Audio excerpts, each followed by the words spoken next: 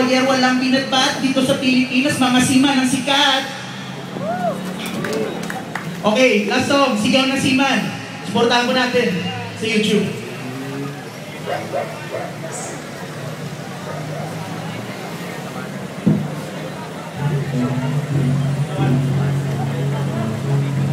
Palakpakan!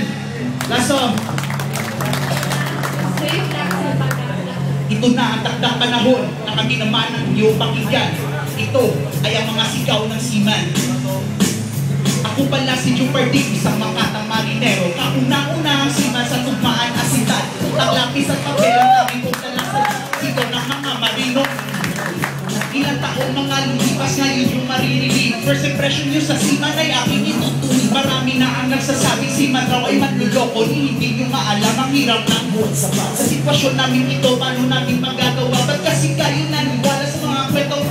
Sa henerasyon ngayon, seaman na ang niluloko. Karma ang salitang nababagay sa inyo. Tapos sasabihin ng iba, every word report. Tadyakan ko kaya kayo, parang Arabo na deport. Teka, alam ko na pare, bago uminin aking ko.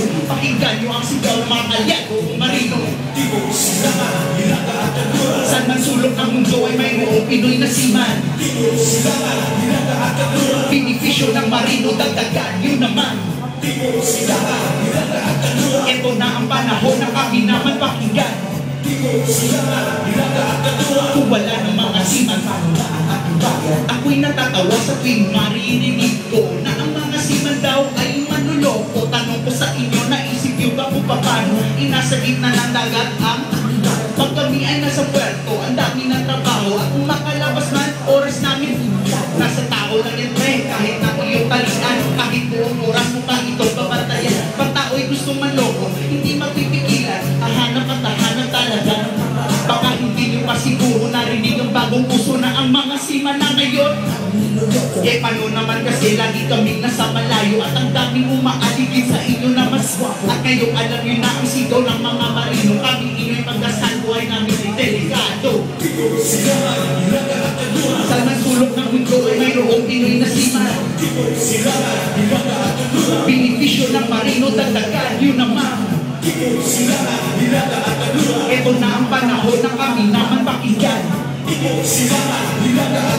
Kung wala ng mga seaman, paano na ang ating bayan? Hindi ko nga alam kung ba't ang daming naninira. Sa mga katulad namin buhay ang nakataya. Tanong ko lang sino ba ang mas maraming manluloko, mandurugas, sindikato at naninira na tao. Kami nasa dagat ba naglalayag sa malayo o kayo na nasa lupa rotasyon dyan ang tutubo. Ito ay simpleng mensahe para aking ipamulat. Pasiniraan nyo kami, ililibig kayo sa dagat. Kayo wag maliitin mga sertifikatong seaman dahil sa amin ang masalalay ang utak. Kung hindi nyo makukuha yung iko nito awitin, hindi man itawag dyan kundi bulag sa paningin. Sigaw ng mga marino, ngayon nagkaisa. Paano kami aasenso kung kami hawak nila? Ano kaya kung kayo naman dito sa aming sitwasyon? Sigurado kung ganito rin ang isisigaw ngayon. Saan man sulok ng mundo ay mayroong Pinoy na seaman. Benepisyo ng marino, dagdagan yun naman. Ito na ang panahon na kami naman pakinggan.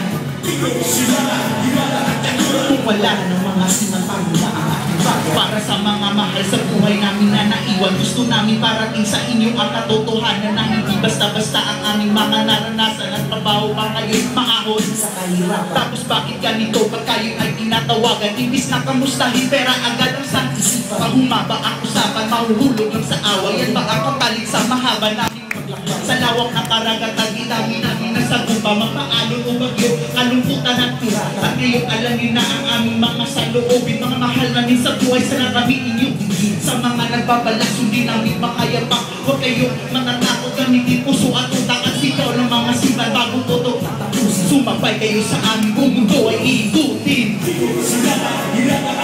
Saan ang sulok ng mundo ay mayroong Pinoy na seaman. Benepisyo ng marino, dagdagan yun naman. Ito na ang panahon na kami naman pakinggan. Kung wala ng mga seaman, paano na ang ating bayan? Tibo, Silangan, Hilaga at Tagura. Saan man sulok ng mundo ay mayroong Pinoy na seaman. Benepisyo ng marino, dagdagan yun naman. Ito na ang panahon na kami naman pakinggan. Kung wala ng mga siman, paano na ang ating bayan? Maraming salamat po.